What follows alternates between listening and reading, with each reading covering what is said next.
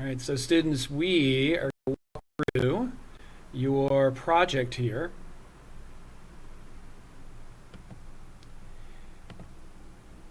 And as I work through using Recastify, we're going to show you how to, or what to expect for this flip packet and this independent reading project. Remember, you have to do the flip packet at least 3 times because you're going to use 3 different sources. All right, so it'll be roughly the same flip packet every time. I might modify them a little bit. So what you'll notice is on the second page is the big essential question. You're trying to answer, how is culture transmitted or communicated to others? And you're trying to learn from that. You're going to see a short introductory video by me. And I have several videos in here of me. I'm trying to make a metaphor for you. And I am using cooking to do that. So then the next thing is that you will see a page just to remind you what you need before you get started. You'll be prompted a couple other times while you proceed through the flip packet. Now, there are 4 tasks inside each flip packet. First one is word choice. So you'll be given an idea of what you're going to need to find. There is always a metaphor video, and it is of me cooking muffins. I'm not going to play the videos because they do not play well here, but remember, you can modify the videos, make them larger, smaller. Okay?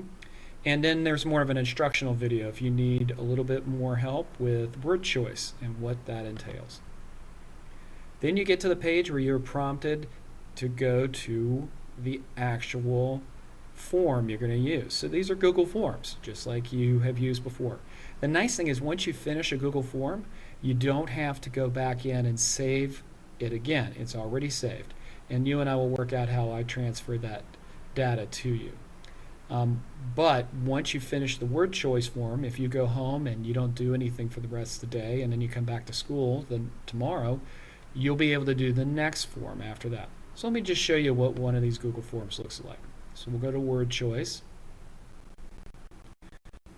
Right here you'll see that you're always prompted for your name, the title and author of the particular text that you're using. Now, on the first 3 tasks, you're only going to be using that one text.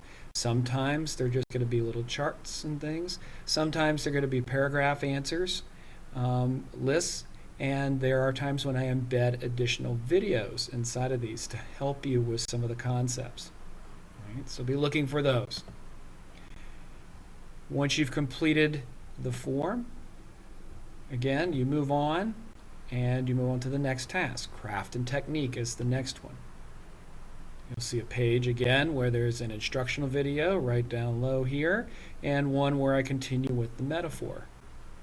Then on craft and structure, or technique, you're going to be a choice. Are you using a literary text or an informational text? So by this point, you should know the difference between the two. If you need some help, just grab me and I will talk to you about which is which.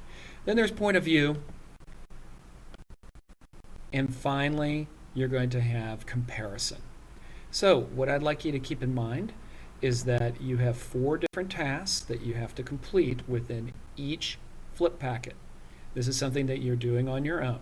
If you wish for me to give you some support, or if you want to talk some things over, I'm very happy to do so. This is not a quiz. This is more of a collection of information for you to think a little bit more critically and deeply about what you've read. Now the comparison form is the one where you're going to be comparing a couple of texts that you've read.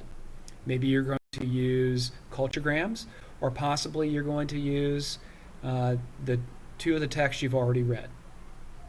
All right, I wish you happy hunting, and don't forget that there is a last page here for you once you finish the flip packet, and it tells you to keep going.